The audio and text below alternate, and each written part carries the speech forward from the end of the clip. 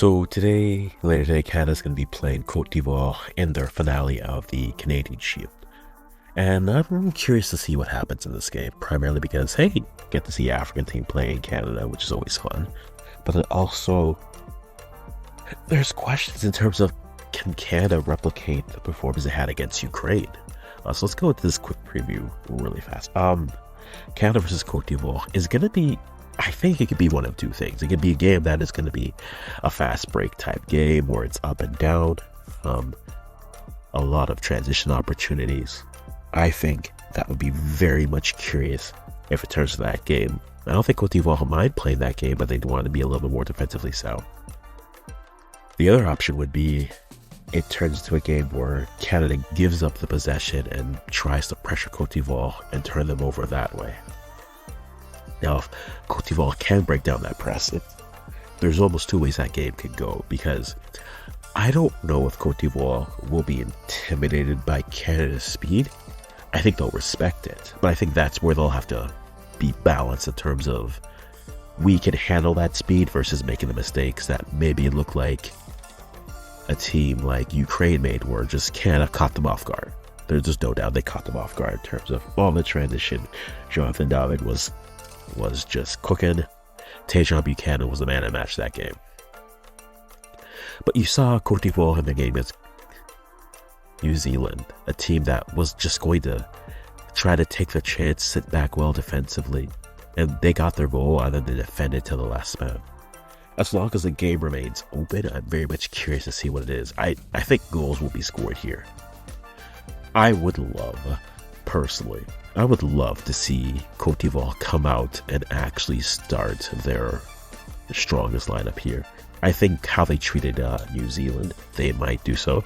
So, I mean, I would love that a lineup of Hala with Diallo and then Simon Adingra playing as your front three. I think that from a transition, but then also size, right? The fun thing, I say, is Sebastian Haller versus the center backs for Canada, right?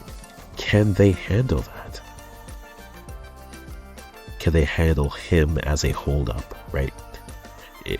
I think that'll be very interesting to see what they're able to do with that. Adingra and Diallo, I think on transition, will be great challenges for whoever the fullbacks start for Canada. Even if you think it's Seeger and... Yeah, they started Seeger and Basson. It'll probably be Larea and Atakubi, but I think that'll be a good challenge for them, both on pace, angles, and stuff. If this is a game where I think when they are defending, the press has to be on, but it's going to be paramount on Canadian wingers to really help out in that defense, because those players don't mind some take-ons, and they don't mind taking on. And if you do that, then you're in transition, and then you have 1 meter, 90 centimeters, Sebastian Haller just roaming into the dangerous areas. I'm very curious to see how they treat this. The other thing is, like, if this is a tournament, right? Canada has 3 points. They can try to secure the group immediately in this by getting the win, or they try to keep themselves alive and get the draw. How do they want to manage this? Look, in the Copa America, we saw Canada do a very good job of getting the results they needed. Yes, they fell to Argentina, but then they got the win they got the win in their second game, and then they got the draw in the third game. That got them through. So, if this is a World Cup group, they have 3 points. New Zealand has 3 points. Are you looking at the group and saying, maybe New Zealand can beat Ukraine?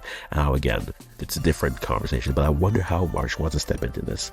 If he treats this like a tournament, do you secure the points or you go for the group immediately?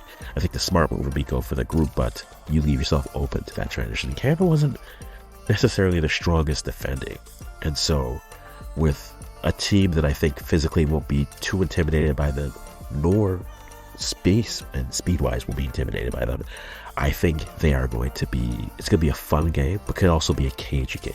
It could be one of those high chance, low score type games, which I'm looking forward to see if, for Canadians who aren't familiar with Cote d'Ivoire, come on now. African champs, solid team. We're playing some of the best football on the continent up until that loss against New Zealand. And so I'm very much curious to see how they want to attract this and go here. But Frank Hesse probably starting and getting some run as well. A lot of rotation. I expect this team to very much look different than what they did. Cote d'Ivoire. Players to look out for, I mean, the names that you know. Sebastian Haller, you have Nicolas Pepe, old name, reliable name, up-and-coming names. Amad Diallo for those who, just support teams because they're brands. Diallo's at Man U. Dingra, who's playing at Brighton now, they own. I'm very much interested. But I think Frank Hesse, he's going to be paramount for how Cote d'Ivoire want to play. If he can be disruptive in that midfield, he can show that he can slow down those attacks, those transitions. I think that opens them up on that transition. There they go. If they overrun the midfield, it'll be interesting. Also be a fun game for Ismail Kone. Kone gets to play against his dual national. Kone is Ivorian Canadian, so it'll be a special moment. I hope Marsh gives him the start. But how do I see this game ending? I don't know. I want to go 2-2 on the result. I think there's going to be transition opportunities. But Haller versus the center backs. If Cote d'Ivoire were clever, they could just decide they're gonna give us the ball. So let's just be bullies in the box and see what happens. And I think that'll be a good test. It's a good test for Canada. Because it's one thing to be a team maybe that you can surprise, but now a team that doesn't necessarily fear your speed and feels that they can be more physical than you. How do they react to that? That will be good. And for Canada, they need to continue the good play going into the Gold Cup. So you guys let me know. I'm going 2-2 on this. You let me know what you are seeing. And, we'll end this preview right here.